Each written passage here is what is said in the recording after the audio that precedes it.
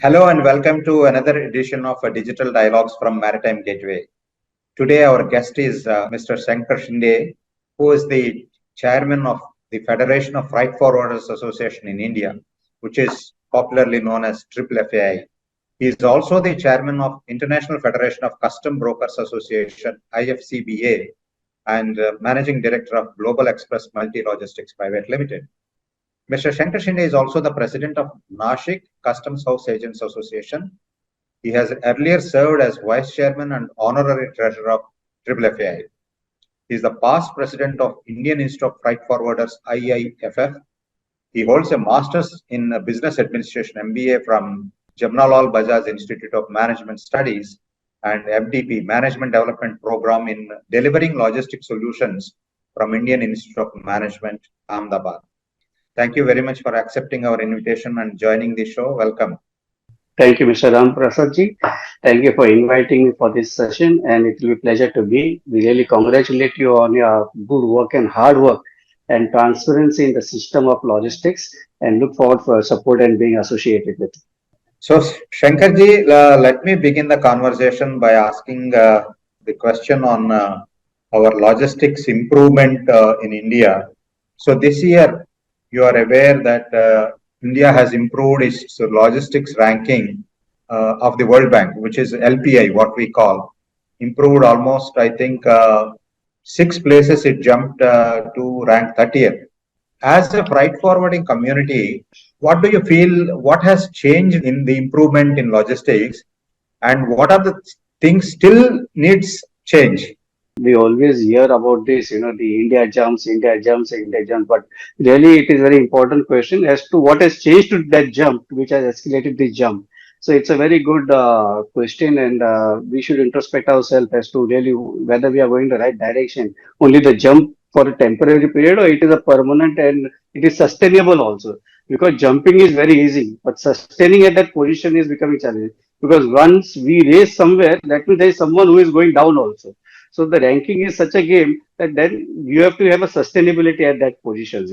So it's a wonderful thing, and I think so we should be studying. If you see the government's perceptions or the government's interest in the logistics sector, it has arrived in such an importance that now they have dedicated one single line of ministry under the logistics division, which we have the special secretary logistics under the DPIIT serving the whole logistics industry.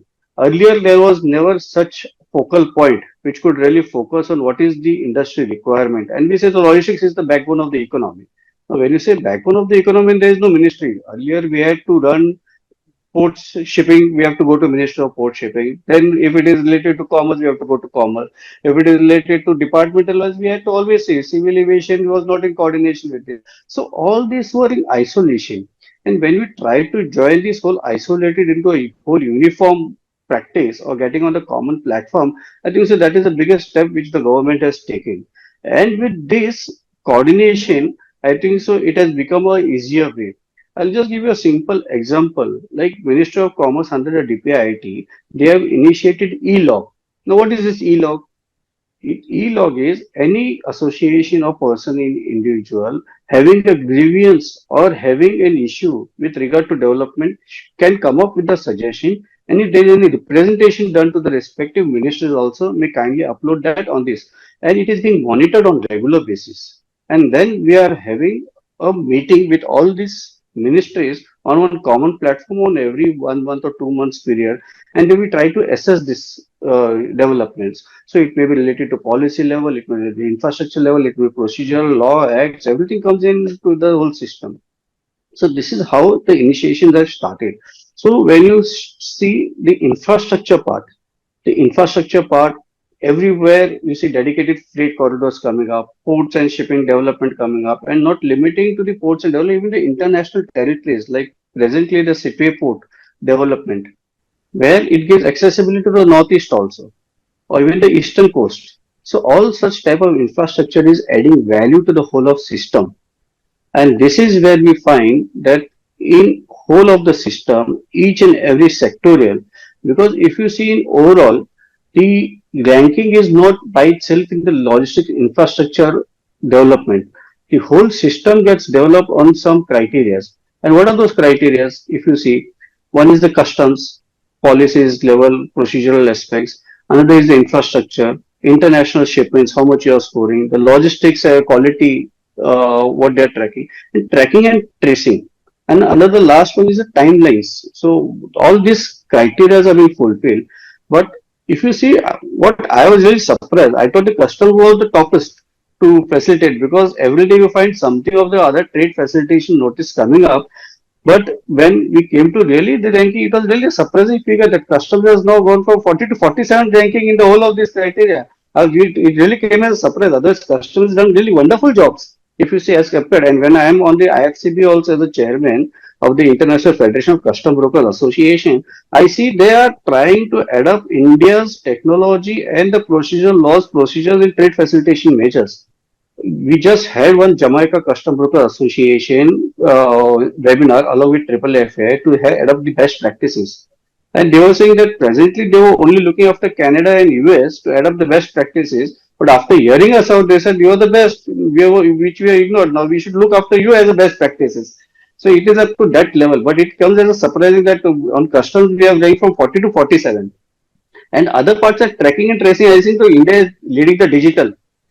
But even instead of leading on the digital platform from 38 to 41, going is not an acceptable figure. I would not really like to stress upon where we have improved, but where we have gone down, it comes as a surprising. Or Right. maybe that earlier ranking may have been such a high, which could have been difficult to sustain. There are both perspectives to it, but I'm happy to see if you see the other ranking criteria, the ranks obtained on the parameters is really good and appreciable. And if you see the infrastructure wise, the investments which is coming, the foreign direct investment which are coming, the development each sectorial wise which is coming is really doing great for our Indian to develop. The next thing what you could see is once this is working in isolation, the developments, the infrastructure, there Mm. needs to be an integration of all the system. When we say sea, air, land, custom, transshipment, transits, these policies and procedural aspect needs to be covered because this is creating more challenges. In other countries, what we find this has become a seamless, but in India, it is still need to be addressed. And everybody should come and join hand together. It should not be, it's not my problem. It should be, it's everybody's problem. It's India's problem. It is my problem. So from that perspective, there's some mindset changes. Then this transshipment, seamless, borderless movement starts taking place within the states also. It will really make a big change for our industry. That is how we look at it. And it is not only here. If you see even the ease of doing business, we are doing great. From 14, we are coming, jumping to 6 point. We are bringing out on the 10th of the ease of doing business also. That means it is not only LPI on the World Bank, which is big. We are also working good on the ease of doing business also. So that means it is in coordination that both the things are going together hand in hand. Good that you have given a perspective of actually what has changed and what actually needs to change for the betterment of it. But government's focus is also on reducing the logistics cost drastically and improve the first mile, last mile connectivity, right? Actually, that will bring the seamless movement of cargo, ease of movement of cargo, evacuation, whatever you call. When you are moving the cargo as freight forwarding community, do you see any improvement in these connectivity aspect? You said infrastructure Uh, has improved, DFCs, right. expressways, and all that. But how is it Ac- helping movement of cargo? Actually, the whole system, when you say the logistics cost itself is challengeable on basis of which they arrive at this logistic cost. I do not know. Like you cannot have a geographical, demographical, and this challenge is different in the common platform or the level playing field, and then you say this cost a higher level. See, finally, we first should understand what is logistics cost itself only. That itself is a bigger challenge in our industry. Whether you're talking considering the carrying capacity, whether carrying cost is involved into it, the lead time, the advance orders are involved into it, or whether you are taking only the shipments cost and not in destination, the legal policy or the legal aspect also plays very important role. I'll just give you a simple example. Anything which comes under the CIF in India, the destination costs are not controllable at all. And there is no policy or legal aspect we law can control that also, or is not controlling rather. It is not possible. If you find the present gazette of Sri Lanka, they have very well prescribed the amount of charges which can be levied by any of the logistics player before handing over the cargo. And it should be cost free. Like you get a courier person at home, he doesn't charge us anything. He considers whatever is his transit cost, whether it's coming by car or by vehicle or anything, and he comes and delivers it. It should be the same thing. It's a free exchange delivery. If this concept is implemented in India, I think so we can have a lot of change, not a lot of change, but at least seamless and faster movement. And anything reducing the dwell time, expediting the shipments movements can always be beneficial and give an add-on advantage to the logistics cost. Further, the plannings and the regulations, these are more important. So logistics cost is not only the shipment cost, what is incurred in direct form, but it's an indirect cost which has to be taken into consideration. Infrastructure can only facilitate trade, but the mindset and the quality of services which is required is really need introspective, like, yes, what is that cost I should be knowing in advance when it is landing somewhere, which is no transparency in the whole of the system. And when I'm taking into consideration logistics costs, what are the parameters actually which comes into this? Even that, so these clarities are still not there. So the logistics cost in form, you may say 14%, which may not be a real figure. We may be on the 8 and 9% also, as Mm. compared to the international. But that introspective has to be done as to what are the things we should consider and how it is to be considered, what larger extent it has to be considered. So this is one most important thing. And what you said that what are the improved? See, infrastructure has improved. The movement of goods and the carrying capacity has really done well. And also the education and training. If you see in our logistic industry, it is a next generation which is coming up. The tradition set of mindset of thinking is gone. Mostly system oriented, technology oriented, and more skill developments are coming, skill based services in logistics are coming up. That is changing the whole focus of logistics, getting professionals into logistics. And this is somewhere acting a back end to reduce this logistics cost or the last mile connectivity with the MMLP's government initiatives, like multimodal logistics park, which they are trying to create so that last mile can activity or last mile activation can done very effectively. So this is something distribution supply chain system which they are trying to create in the whole of the supply chain, which can really facilitate this whole of the logistics. Let us talk a bit about triple FAI. So you have been chairman for triple FAI. Can you briefly give me what are the achievements triple FAI has done in the last 2 years and what were your experiences? FFFAI is a body, a national apex body, which is of 6,500 members, having custom brokers and the logistics service provider. And predominantly, our members are 30 member associations. So all over the India, we have 30 associations which are associated with FFFAI, and that builds our very effective strength for our initiatives to take forward with the government, and also makes it easy for government also to coordinate Mhm. because it's difficult for government to coordinate with each and every center. So we become a nodal office for government also to coordinate and provide some suggestions, policy decisions and all, which facilitates. Now, as you know, like FFF has played very important role in international north-south transport corridors. And one of those initiative in partnership of government, which we initiated with Ministry of Commerce, has really made a lot of difference and has opened up the access to CIS countries, Russia, and that has been a challenging route because on the other side we have China and the Pakistan, which we have the geographic political challenges in cross countries. So our trade movement to this was really restricted, and this has opened up new avenues for our trade. And that is where we find the role of FFF playing very important with government's partnership. This is one aspect, and we have been continually. If you see, since 2000, in INSTC has been inception since 2000, but it only really in 2013 or 14. And it is then when we started the dry run study, which gave us the boost to this trade. Until now, we have been able to move that cargoes on this trade. If you find in this G20 summit, there is a new one transport corridor. So now how this such type of transport corridor comes up? Taking the ideas from such north-south transport corridors or east-west corridors, we find, oh, there is possibility of opening some new doors also. So this is how one things pops up. And the most important, if you see, India was in accession to the TIR convention. Now, no other country isolated get into this TR convention. India got in 88 days this TR convention access, and that was our recommendation when we did international north-south transport corridor. So this has opened up a borderless customs for entering into these CIS countries. Now, coming back to the triple FAs, how do we empower our own members? So we come out with skill developments, trainings, and engaging with the Minister of Commerce for various projects to be undertaking. So we have a huge policy makers agendas within the triple FA, and our Indian Institute of Freight Forwarders, which is FFF Training Institute, we have been collaborating with IIFT, which is the Indian Institute of Foreign Trade, and then now NITI, which is now IIM.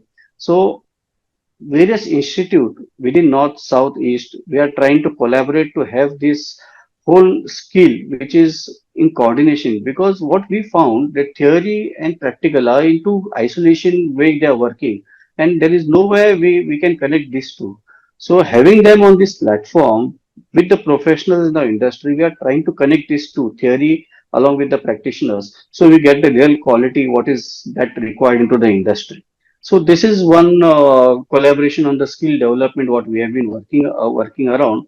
And further going with the bill of ladings, we find that FIATA, where we are the international membership, which is the International Federation of Freight Forwarders, and there is one International Federation of Custom Brokers Association. So having the membership of these both the association gives us the international perspective as to what is to be done for the next day, and that is how we proliferate all this information to our members so they can empower them to come up and upskill their knowledge to have their international best practices into their companies for development. And such type of program which we run really gives us very importance.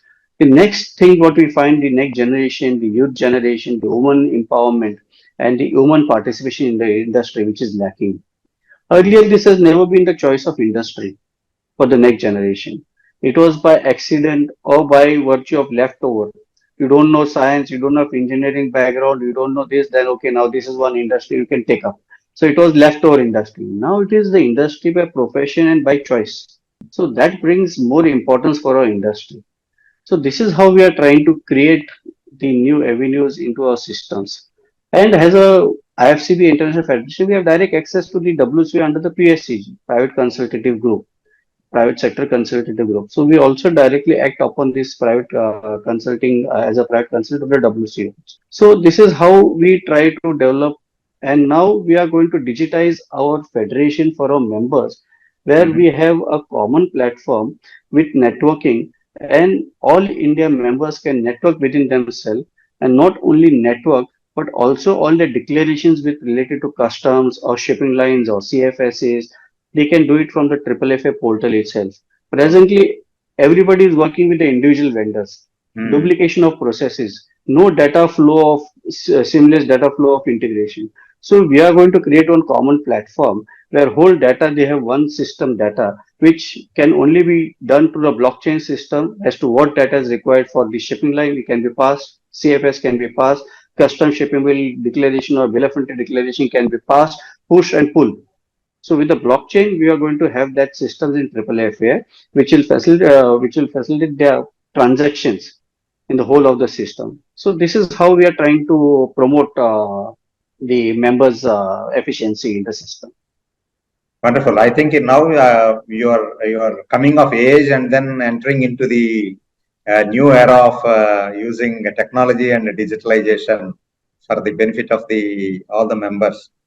When you mentioned about this international north-south transport corridor, I very well remember how initially you used to conduct the sensitization workshops. I have attended a couple of them, and then it has really come a long way, right? Yeah, Right. even yesterday when I heard the announcement of that new transport corridor, instantly I realized how we struggled and then came so long on that. Anyway, that I think credit personally goes to you. You have really championed It's a that. teamwork. We all Yes, do yes. as a team. No, Because I doing by know. yourself and without promoting nothing helps. Yeah, yeah, you have done that one. Okay, so we have talked about a lot of things on the developments that are happening on the logistics sector in India, the cost factor, and how the association is helping the members. I wanted to understand. Recently, you have introduced this FIATA EFBL program, right? Right. So, yeah, how is it taking shape, and what is the response? If you see, as India, we are only able to issue bill of lading with the multimodal transport operators having registered with the DG shipping. Hmm. And then there is some apprehension about the players, like I have to go to government, file details, and then give the details, and then there's renewals and all. And so there we find that there is no lot of participation. So we thought like, how do we go about this? So with this PIRATA bill of lading, which is our international body, ICC approved, and which bill of lading are widely acceptable in the trade, Indian Chamber of Commerce, and also by the banks also. So let us see how we can introduce this bill of lading into our Indian system and empower our own logistics players. And it is really doing a wonderful job. We have Hmm. just done manual bill of lading. Month on month, we are getting demands for this bill of lading. So Okay. now we are going to take it further in getting it under the e-bill of lading platform. Now, this e-bill of lading platform also, we are ready from our side, but it is somewhere we are seeking some government's help in getting it legalized to the banking channels. Because unless they do not come onto the platform to have the seamless, paperless, contactless process of the bill of lading, it's going to be difficult. But other than LC or other than the bank negotiation, our bill of ladings are doing wonderful job and members are really taking benefit of this. If you see the master plan, the national logistics plan, which has been envisaged by the government and getting all the stakeholders on a common platform. So this would play a very important role because the whole system today, which is working on the manual base, would go Mhm. on the system base. If we keep it on the manual, then this whole NLP will be a failure. So this NICDC who is working on the NLP platform, I think so that platform can enhance these services and Okay. give a transparency, predictability, and adaptability, and with the timelines as to where the things lie, and it also gives a reliability. So this is how the system we are trying to create, which can really bring the efficiency into the whole of system. And we are really getting good response out of this from the members to use this bill of lading, which was not there earlier. So we have talked about all good things about improvements in our sector, but what about the key challenges that your members face in general while executing their business as a community, whether it is a cargo or in a documentation or regulatory processes, the policy framework, whatever it is. What are the key challenges? Key challenges will always remain there because development always comes with challenges. Nothing comes easily. When you try to change something or grow something, then there is always a change, and change is inevitable. So when you try to change, the challenges keep on. You try to do something better, the challenges are going to come. So as far as the infrastructure is concerned, the infrastructure is available. You have to work with available. It cannot be created overnight. Though we have the initiatives of government, but it will take time. It will take its own pace to create. So we will have to cope up with it. With the existing infrastructure, what is the best you can do? You have to try within that whole system. So when it comes to regulatory, the international regulatory nowadays is becoming such a challenging. Like a simple thing like SCOMET, which has come up. So SCOMET is one where you cannot predict or you do not know as to how to go about it also. And it creates a liability, accountability, and without anything you may have a risk, business risk at stake. Like there are items such, it is not only related to chemical, something of the engineering, but it is beyond that. Anything which can be used in the source of nuclear would come under this SCOMET NOC. Where is the system which has been created to give these NOCs, like one PG agency is there. If you are doing something with food safety, you have a PGA agency like FSI, where you have drug control, medicines and all will come under drug control. Phytosanitary, we have an agency. But there is no such agency which has been created for this comet NOC. There is no such application. And even in officers or regulatory system, even they do not have that expertise to identify whether it will be SCOMET item or non-SCOMET item. We forget about the trade. Trade is still far better beyond that to understand.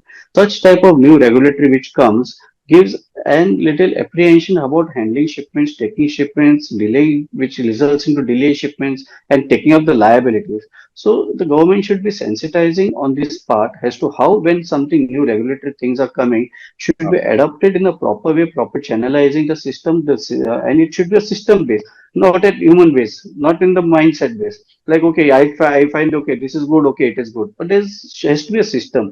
When we have all this on the DGFT system, who they regularly releases the cargo which comes under comment, non-comment, it should directly get integrated with the IceGate system or some ICS system with the custom system, which should give Mm. flag out. Our aim is to secure the safety supply chain, not to catch the people who are after doing the breaking the signal. So that is how we are looking at it.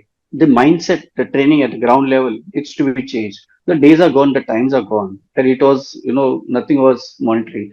We need to have something called monitoring system, trade transparency, what we call it.